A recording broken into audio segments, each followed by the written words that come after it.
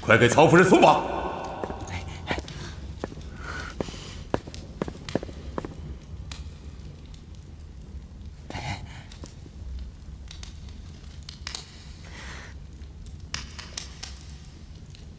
曹夫人，你能不能好好解释一下关于电台的问题？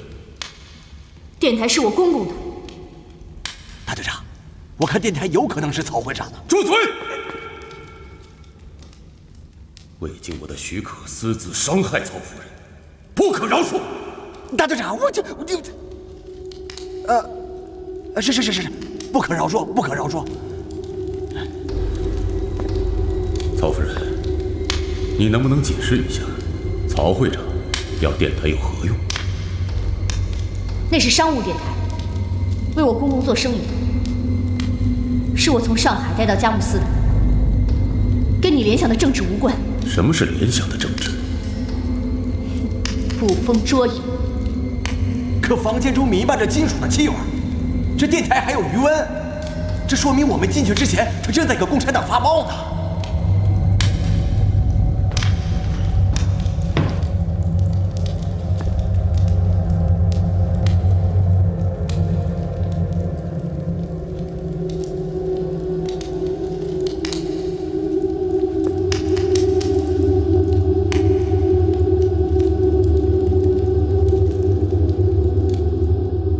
佐藤君，千真万确。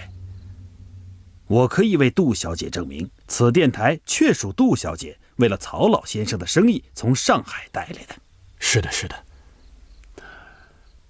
曹夫人为什么会发报呢？啊，杜小姐会发报，是我教的。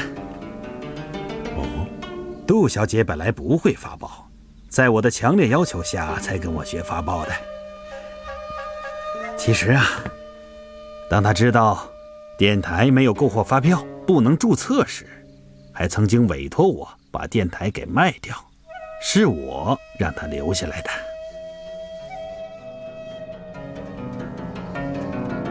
曹会长，令习用这个电台为你做过生意吗？是，因为现在生意做得很大，有些需要和外省联系，所以需要用电台。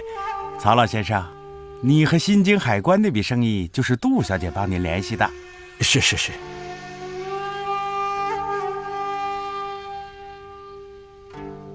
曹会长，只要你愿意继续为协和会提供所需的费用，帮助培养协和义勇军，宪兵队是不会过问你那批特殊货物的事情的。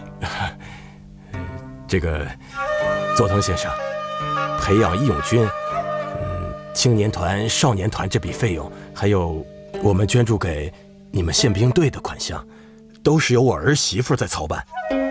所以我希望佐藤先生能够尽快将我儿媳妇释放。好，请坐，曹老先生。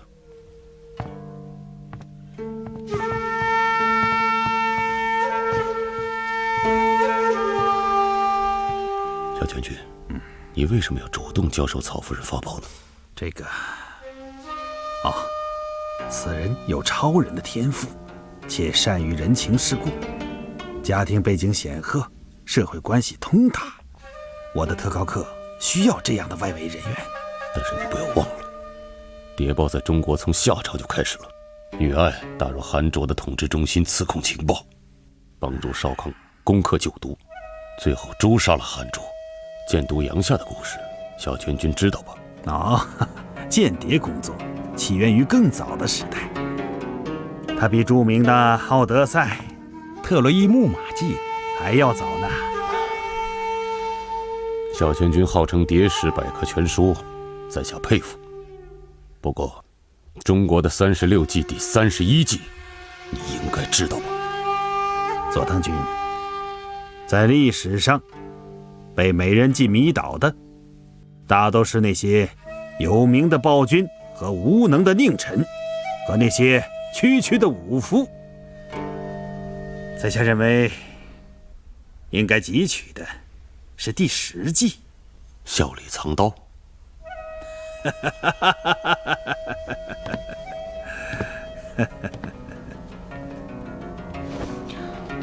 大队长，我用我的人格担保，我的妻子是清白的。正因为她是你的妻子，所以你的担保一文不值。小泉君的担保才是重若千钧。佐藤先生，那我的担保呢？曹老先生是皇军最好的朋友，您的担保也非常重要。紫萱君，其实这是一场误会，一场天大的误会。不打不相识嘛。曹老先生，您说对吗？对对对，不打不相识，不打不相识。嗯。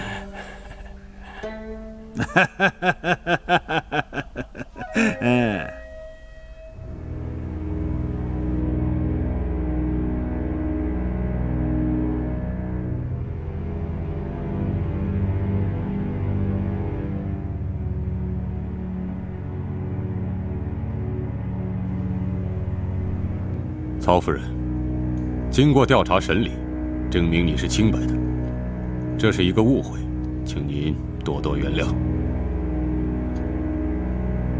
现在，您可以回家了。紫萱呢？为什么不让她来接我？为了证明您的清白，我让她在大门口等您。既然我是清白的，把电台还我。您的电台属于违禁物品，应依法予以没收，不能奉还。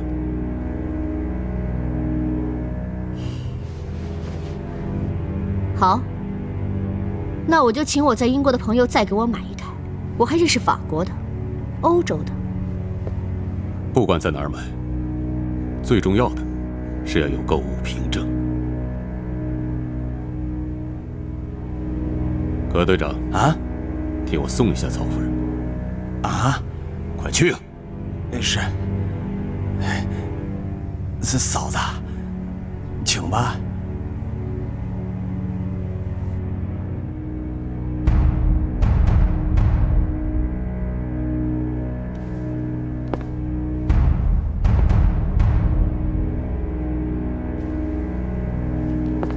请。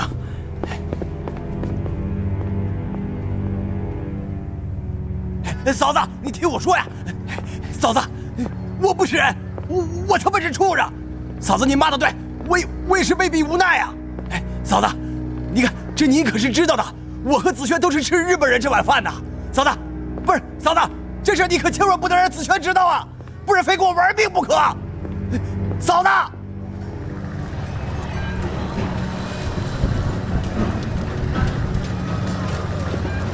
正经，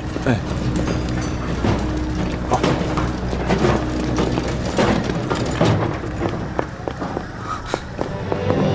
雪烟，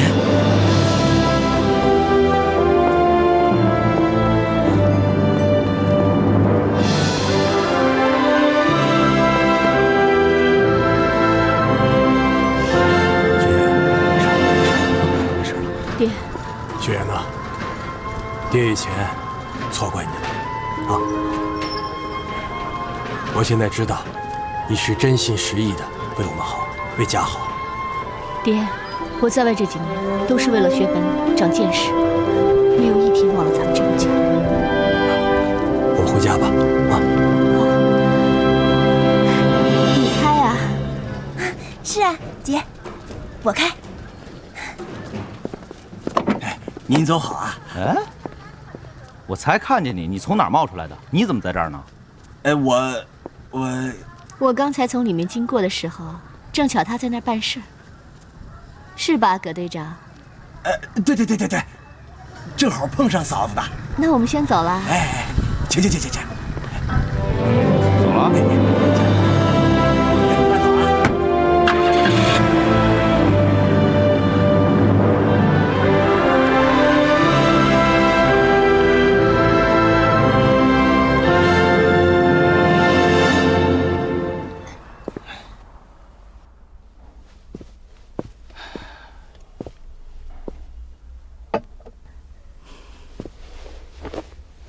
雪团同志，你受苦了。皮肉之苦真的没什么，丢了电台，心里很疼。人没出事，就是最大的胜利。电台我们可以重建。电台我一定会重建的，跟山里联系需要电台，还有 A9001的呼叫，没有回音也需要电台。是啊，不过经过这件事情，狡猾的佐藤一定会对曹府进行监视，今后你的活动也会受到限制，重建电台的困难会很大。活动没有问题，子柔会替我掩护。电台你也放心，我一定会尽快重建。你的担子更重了。不过前景还没那么糟。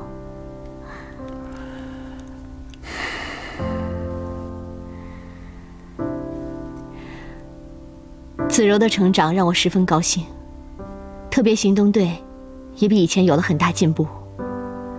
曹弘毅也在我的掌控之中。曹子轩的情况怎么样？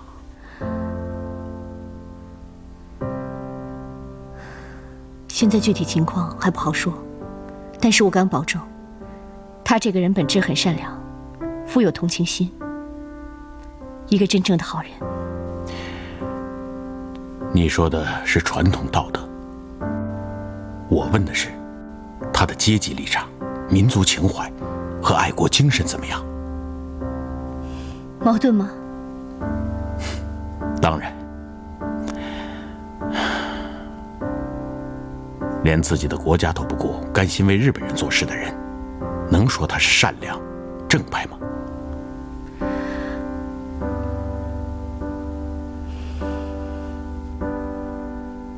雪三同志，你是不是对曹子轩产生幻想了？幻想不幻想，我不好说。我只能说，他从来没有伤害过我，也没有伤害过我们。那是他不知道你的真实身份。雪三同志，我提醒你，你们的私生活，组织上不多过问，但在阶级立场上，你必须和他保持距离。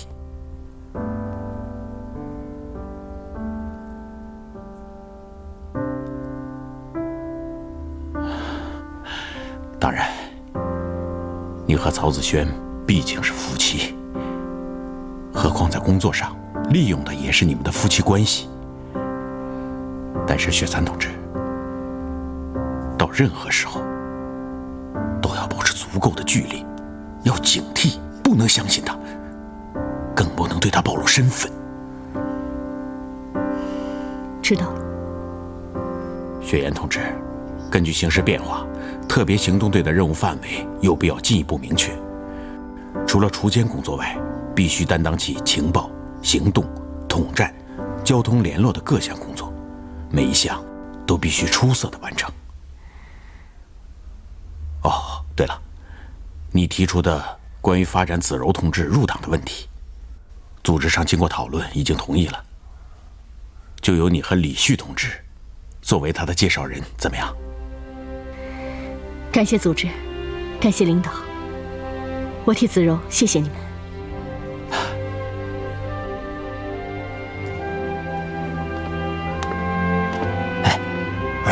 被安排在王道俱乐部上班，感觉怎么样？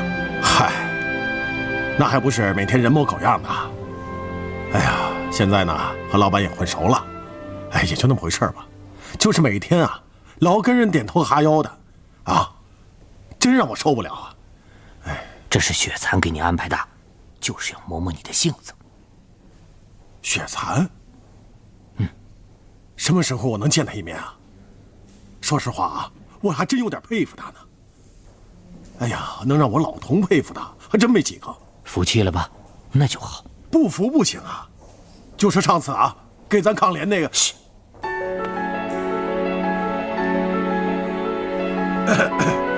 就说上回吧，吃百家饭那回。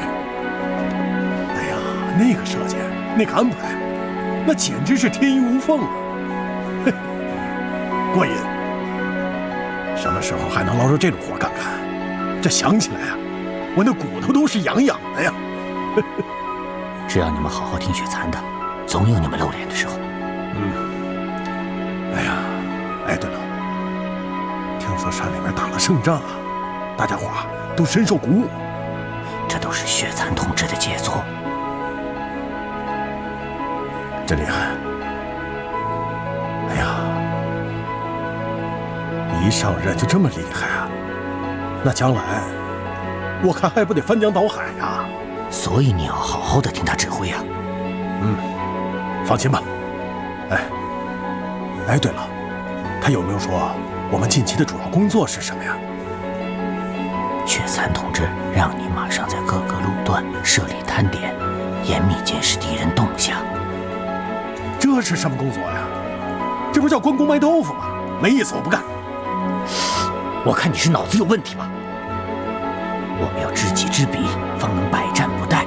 如果不及时掌握敌人的新动向，我们怎么有力的打击敌人啊？哎呀，好，我服从命令就是了。还是那句话，要听从组织安排，没有雪蚕的命令，谁也不准轻举妄动。好，我就听雪蚕的话。我老童这人啊，就像匹蒙古马，谁把我驯服了，我就听谁的。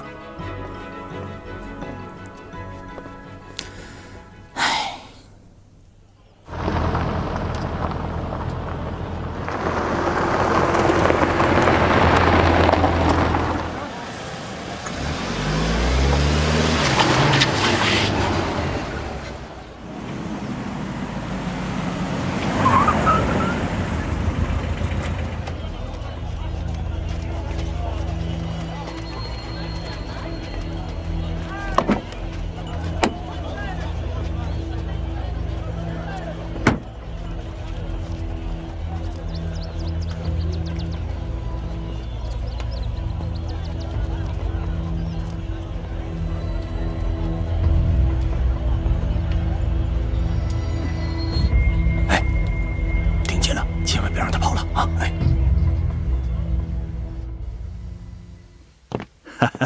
请。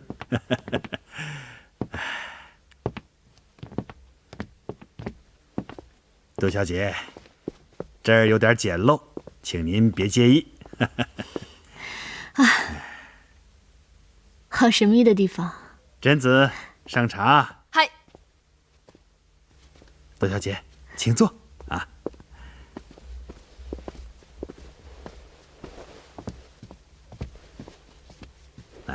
谢谢。中国有句古话：“路遥知马力，日久见人心。”我真的没有想到，咱们在火车上的一面之缘，能够给我的人生带来这样大的转变。如果杜小姐的人生继续改变的话，您将作何选择？小泉先生，我知道你对我的一片真心，但是还是让我吃了不少苦头。哦，都怪你，让我保留那个电台，还叫我发报。我好不容易为我爹刚做了2单生意，电台就被抄走了，还吃了不少苦，差点小命都丢了。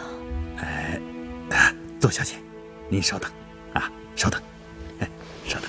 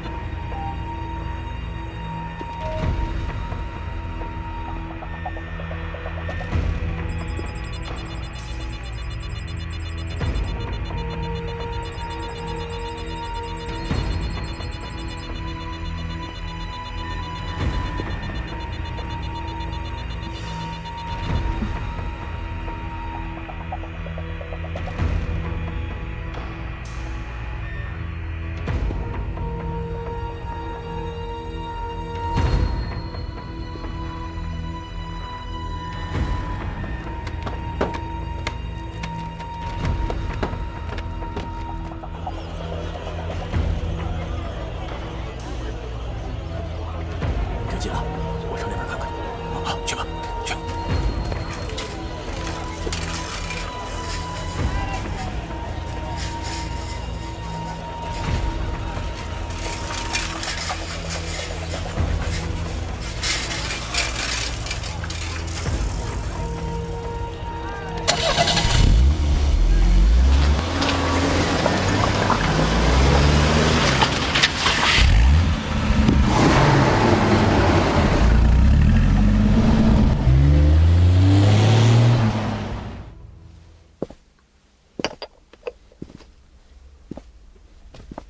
杜小姐，哎，啊，来，啊，打开，什么东西啊？打开嘛！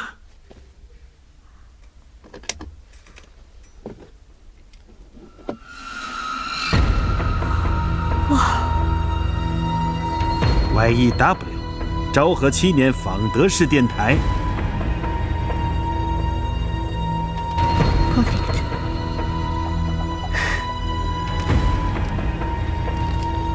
这么精致，一看就是好东西，太完美了。但是我害怕它是潘多拉之盒，有了上次的教训，再也不敢有好奇心了。小钱先生，我这次来是向您道谢的，感谢您出手相救。没什么事情，雪岩先走了。哎，你先别走，杜小姐，我曾经跟你说过，有件事情到了该告诉你的时候，就一定会告诉你的。对，好像有这么一句。那么现在呢，就是到了可以告诉你的时候了。我的身份和业务，你是知道其一，不知其二。我是专门负责各类情报的搜集、整理、分析和传送工作的。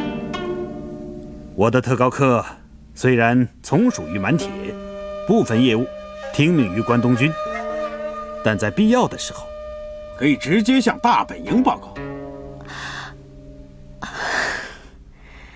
这是小泉先生的工作，雪岩只是一个半休的记者，实在不知道我的工作跟小泉先生的工作有什么关系呢？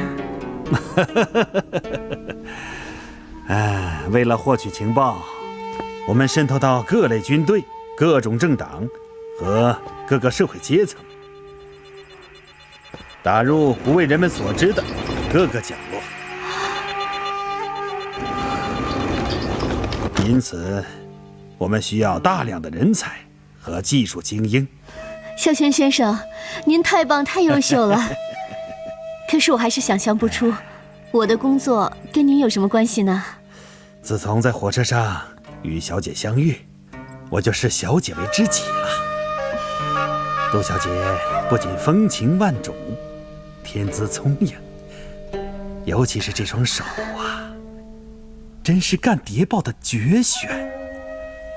如果能从事小泉的事业，为大日本帝国做些事情，那将是小泉莫大的成功啊！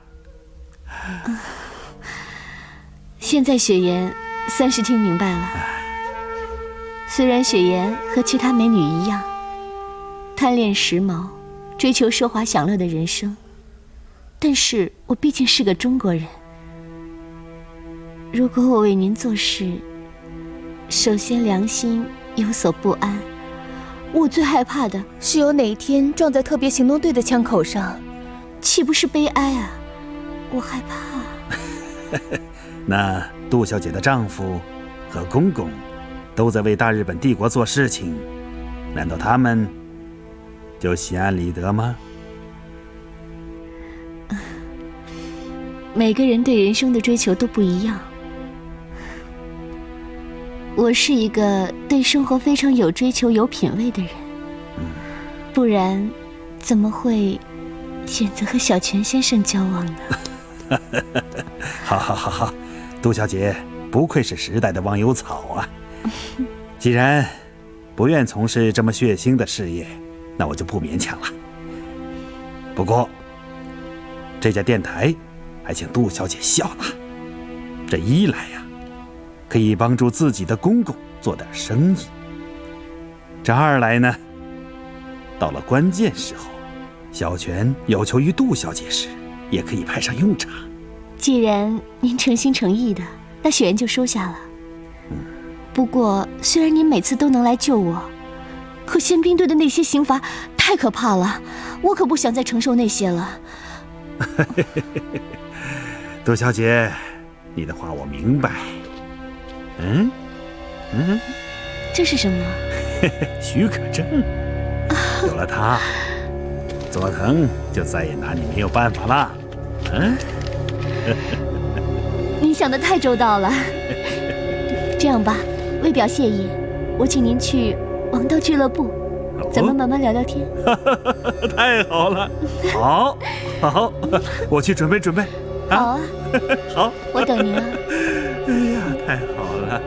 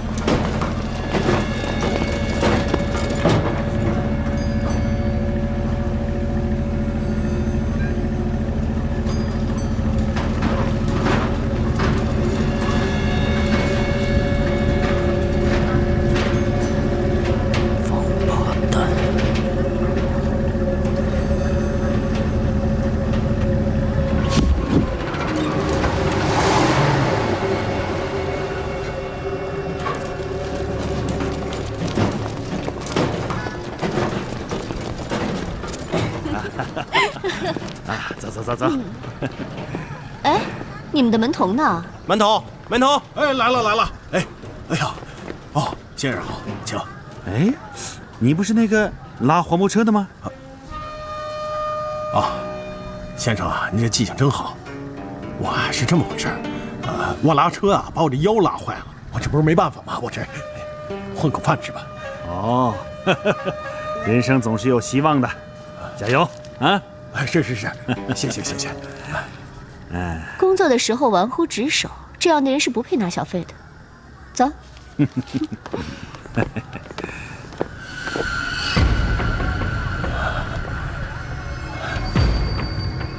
请，您讲。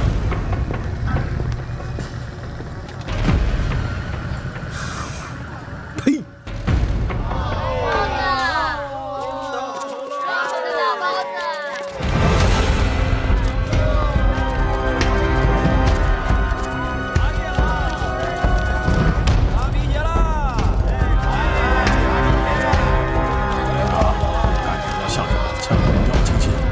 行吧，老童啊，就放心吧，别说是一个人了，就是飞过去一个蚊子，我们也能分出公母来。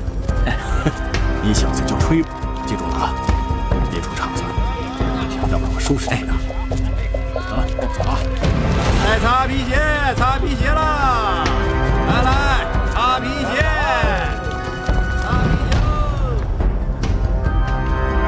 香烟喽！卖香烟喽！老板要什么牌子的？好，老道，怎么样？有没有什么情况？没有。您这个要吗？好，不要。小心点啊！放心吧。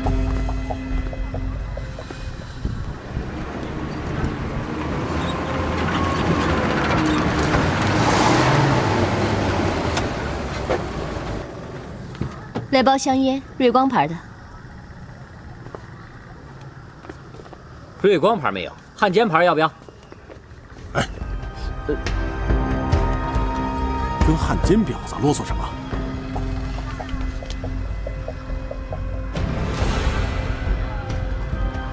不用找了，谢谢。走。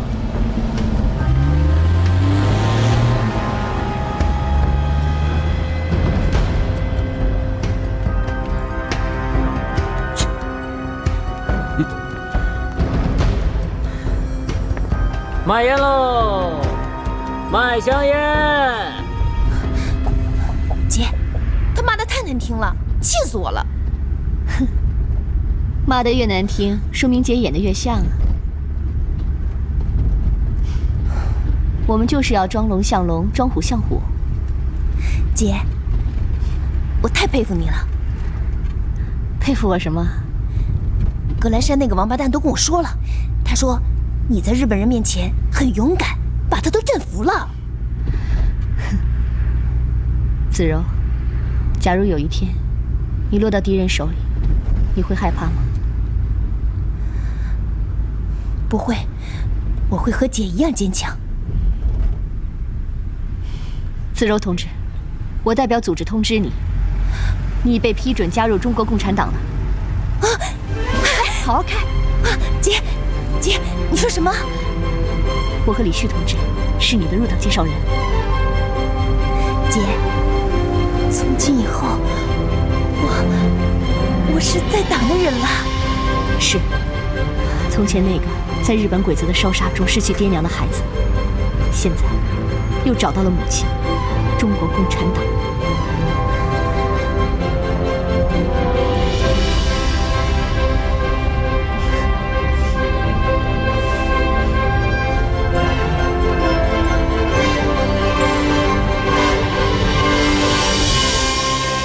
我志愿加入中国共产党。我志愿加入中国共产党，听从党的命令，听从党的命令，遵守党的纪律，遵守党的纪律，保守党的秘密，保守党的秘密，为共产主义事业奋斗终身，为共产主义事业奋斗终身，永不叛党，永不叛党。李碧。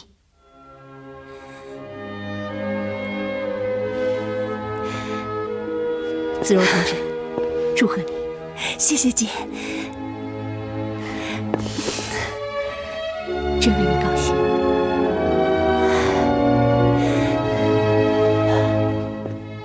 子柔同志，欢迎你加入中国共产党。谢谢。坚决抗日，认真完成党交给我们的任务。哎呀，你看这，哎，任务的任是个人字旁。好好写。都几点了？老头怎么还不回来啊？要我说呀，咱别等了，先睡吧。行了，睡吧。睡吧。哎，黑子，哎，起来，上炕上睡，啊。哎呀，睡吧。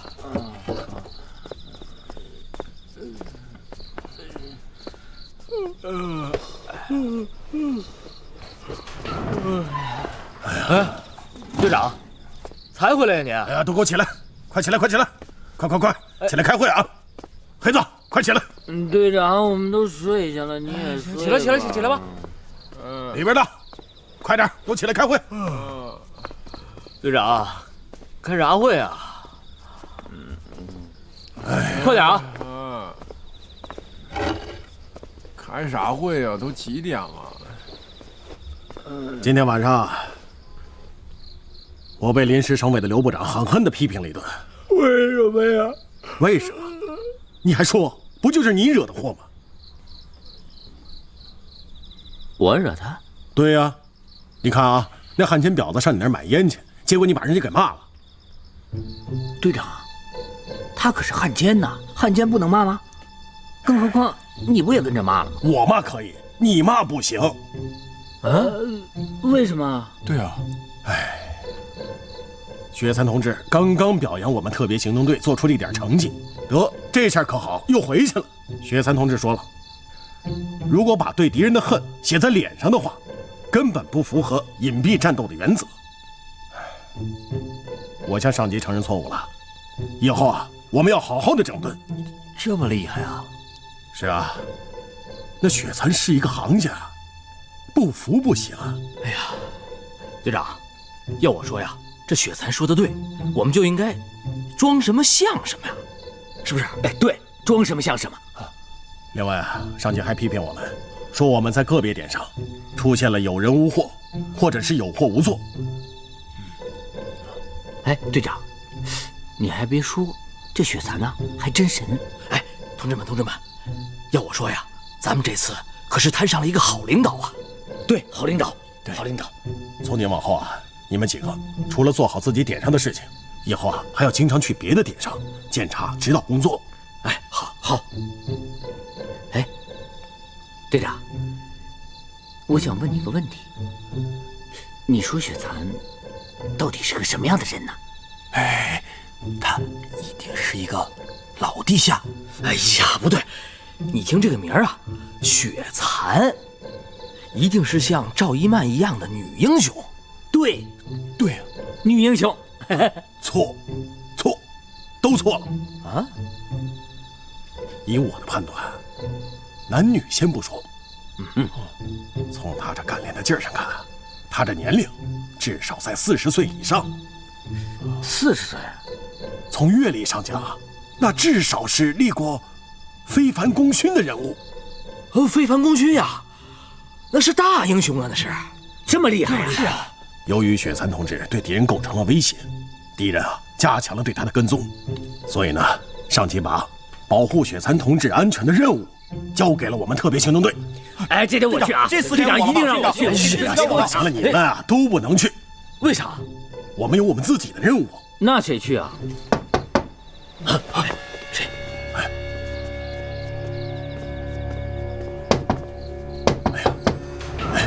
快进来，老头。哎呀，老谷，欢迎你啊！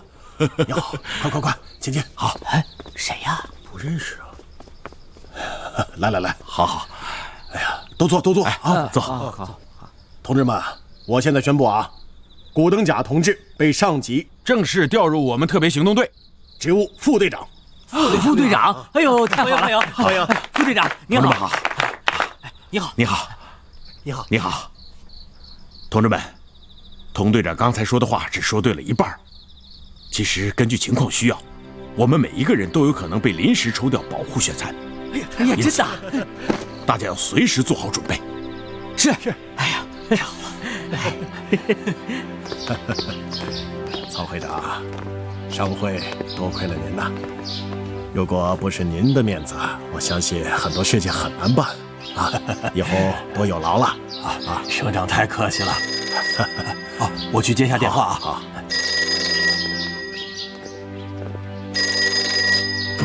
哪位？爹，我是雪岩。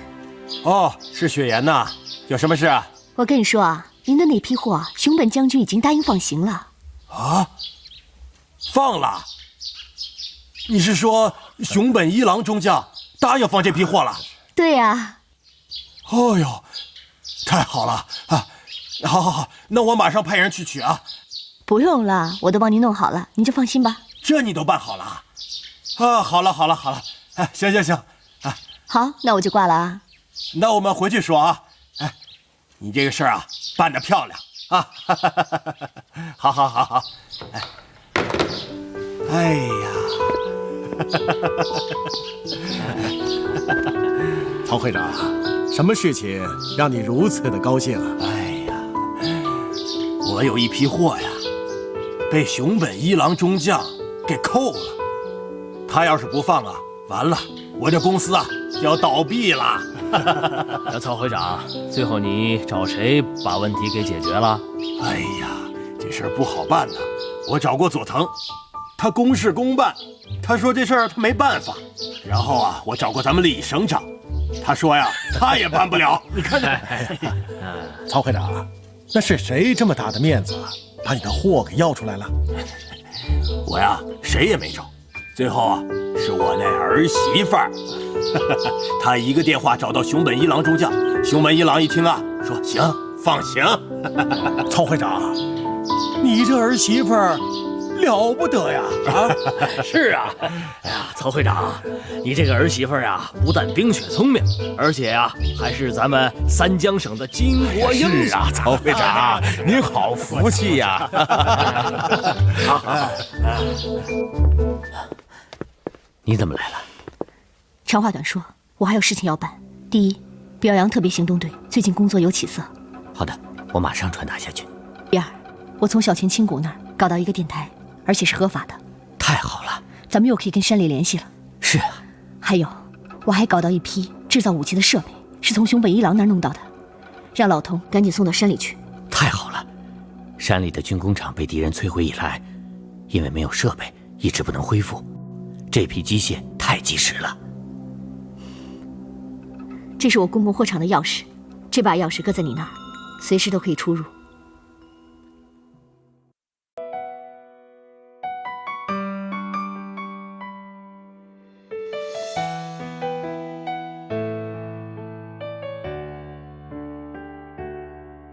让寒冷绽放你的笑颜，它怎能锁住你的心愿？云飘过大千，落满山谷，我在夜里仿佛看见了春天。任风声吞没我的背影，也不能折断我的呼唤。像春蚕吐丝，不尽思念，天亮之前留给地平线。让冬天记住雪的浪漫，让寒冷告诉你什么是温暖。用雪的冷眼，残的缠绵，借我这一生，给未来一个春天。让寂寞记住残的缠绵，让执着告诉你什么是永远。看悠悠绿水，蓝蓝的天，用我这颗心陪月亮不孤单，用我这颗